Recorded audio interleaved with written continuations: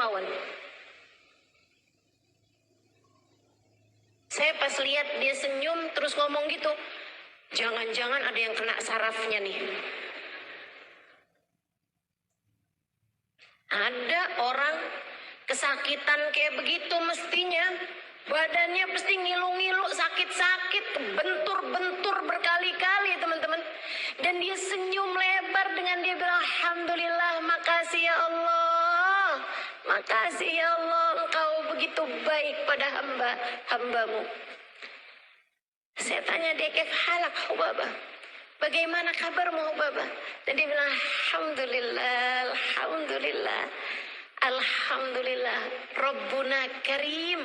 Allah Tuhan kita baik banget ya nak ya. Saya heran. Dia nggak bilang, ya udah sabar ya nak, nggak apa-apa kok, misalnya gitu. Enggak. Dia bilang, alhamdulillah, Rabbuna Karim. Tuhan kita baik banget ya nak ya. Saya bilang, baik gimana menurutmu? Dia bilang, nak, kamu nggak pernah baca hadisnya Nabi? Innallaha idza ahabba abdan ibtalah.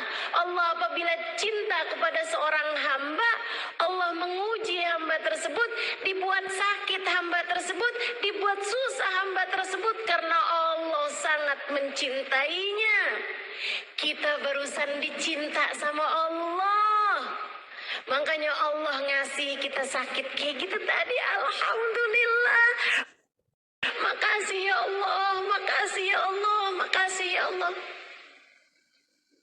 Saya hari itu turun dari bis, saya ngajar, habis selesai saya pulang, saya makan, saya hadir roha, malam sholat jamaah dan sebagainya, sampai malam, sampai besok pagi. Saya nggak bisa tidur. Saya malu. Saya menangis panjang malam, malu kepada Allah Subhanahu wa Ta'ala. Ya Allah, ada hamba-hambamu di atas muka bumi ini yang mengerti mensyukuri sakit sebagaimana orang lain mensyukuri sehat. Ada hamba-hambamu di atas muka bumi ini yang ketika diberi ujian berupa kesulitan, mereka menikmatinya selayak orang lain menikmati kemudahan.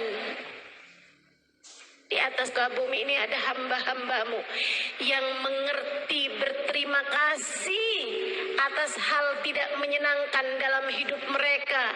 Sementara saya bukannya berterima kasih atas kenikmatan yang Allah berikan, kerjaan saya justru berkeluh kesah setiap ujian sekecil apapun datang menghampiri hidup saya.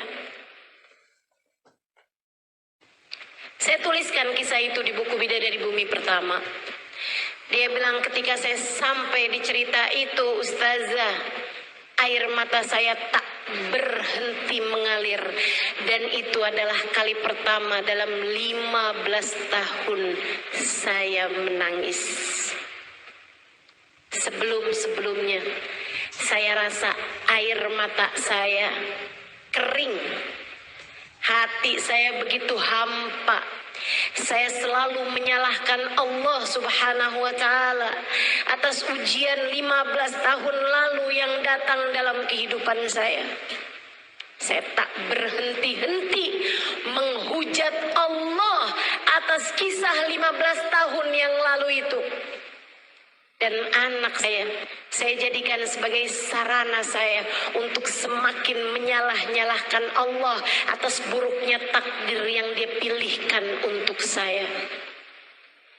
Saya menangis jadi-jadinya.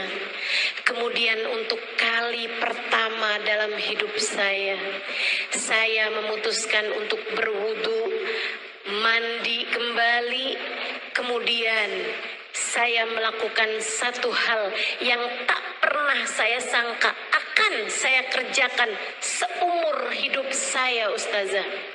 Saya sujud syukur. Sesuatu yang tak pernah saya pikirkan akan saya lakukan seumur hidup saya. Saya sujud syukur.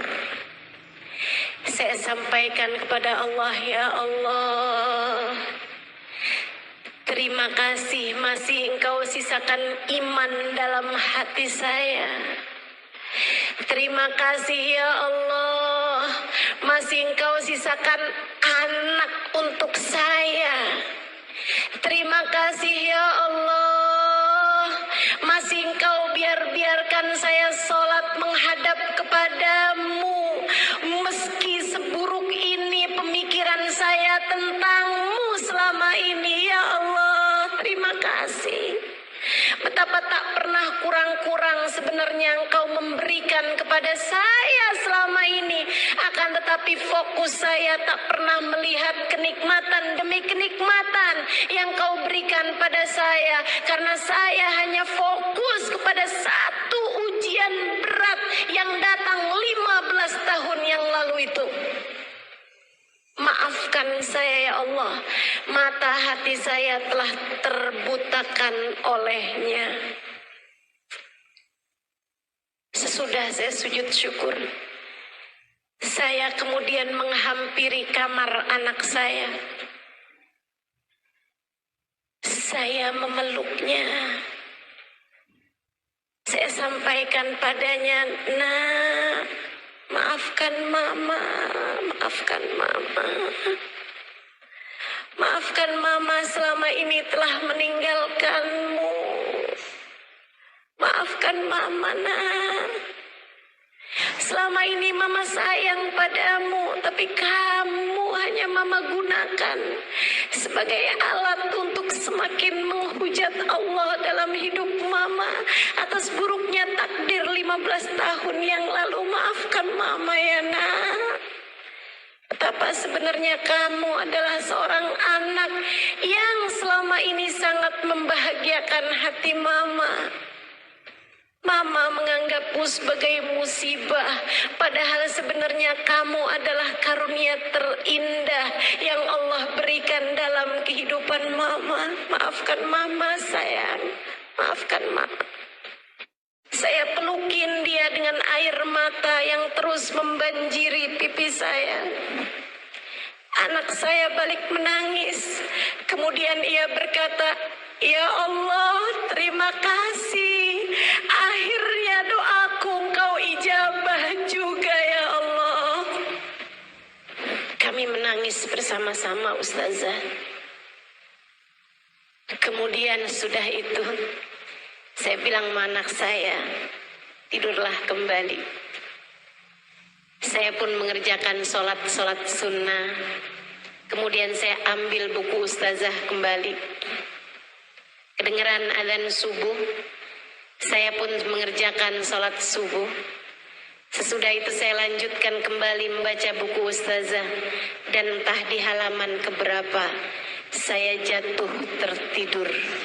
Sesuatu yang dalam 15 tahun saya tidak bisa tidur kecuali sudah mengkonsumsi pil-pil tidur.